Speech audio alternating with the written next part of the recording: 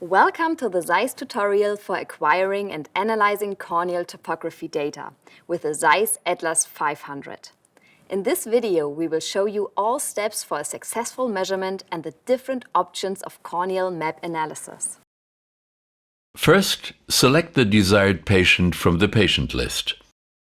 New patients can be created on the device or being imported from ZEISS Forum.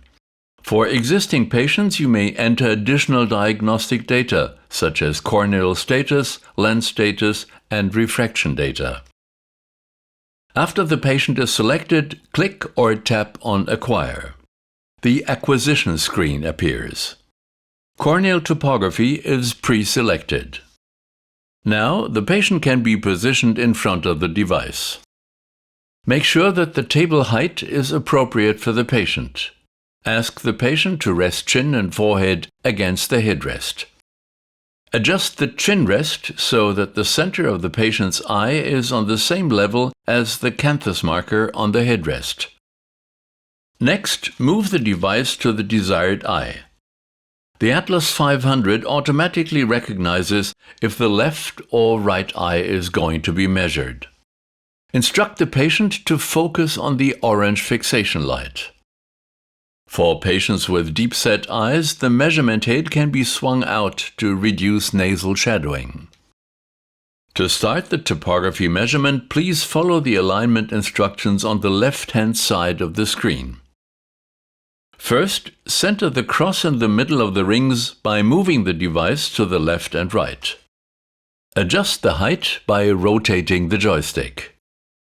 Then focus by moving the device forward until the two slit images overlap centrally. It is crucial to align the slits as precisely as possible for optimal measurement outcomes. Instruct the patient to blink and then keep the eye open as wide as possible. Press the joystick cap to capture the measurement.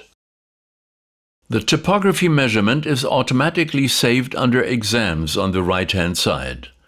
The amount of taken exams for each eye is also shown in the measurement overview on the left.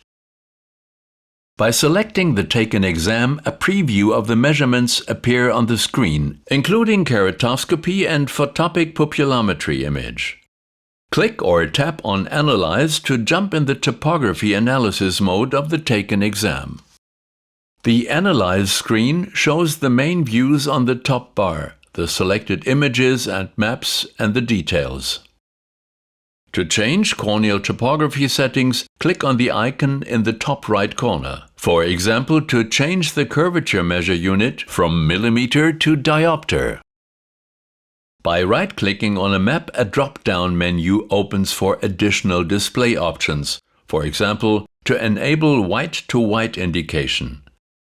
By right-clicking on a color scale, color coding and range can be adjusted.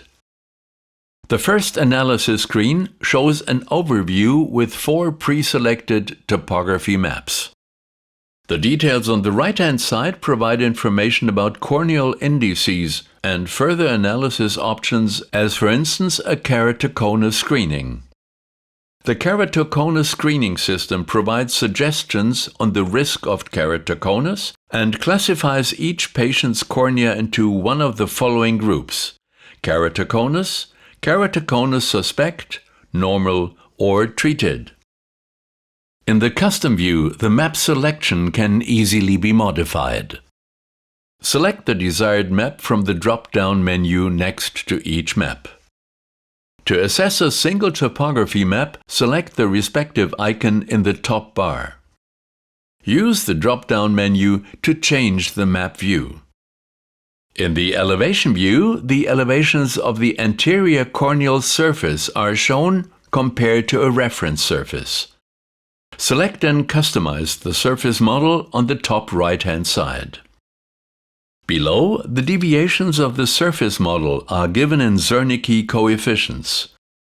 By right-clicking on the Zernike pyramid, you can select coma-like or spherical-like aberrations. The Zernike view provides a representation of the corneal wavefront depending on the pupil size. The details on the right-hand side show the eye's lower aberrations for a corneal vertex distance of 0 mm for contact lenses and 12.5 mm for glasses. The Zernike pyramid below involves high-order aberrations, which can be displayed differently, for example with normative data by right-clicking on the pyramid. The quality view provides information on the quality of the patient's vision, solely based on the corneal wavefront of the measured eye. The analysis views can be displayed under different pupil sizes. The virtual reading chart provides a qualitative overview of the visual acuity of the measured cornea. The point spread function and modulation transfer function provide further information on the visual performance of the cornea.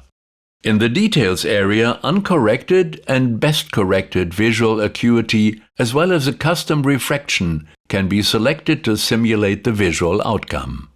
The last analysis step provides a simulation of rigid contact lens fitting. The required refraction data is automatically transferred from the patient's screen if available. In the details, you can adjust the contact lens parameters by choosing, for example, the respective manufacturer from a drop-down menu of a comprehensive supplier catalog. Another option is to fully customize the contact lens. Select Generic in the manufacturer list and choose the desired lens geometry. You may then configure an individual lens model.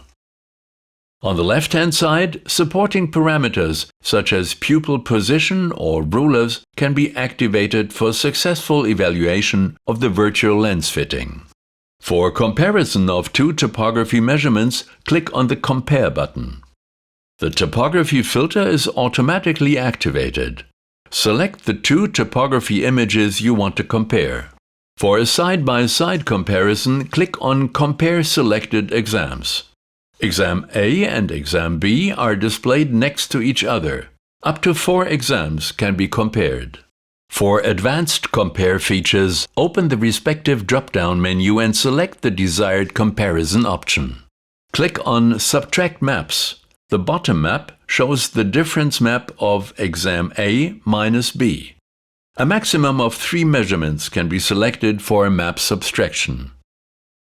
In addition to subtract map analysis, you can also compare corneal wavefronts side by side. The same procedure applies for subtract wavefronts with a maximum of 2 exams. For each view, a PDF report can be generated by clicking on the print symbol in the top right corner. The report can be either printed, saved locally, or sent to ZEISS Forum.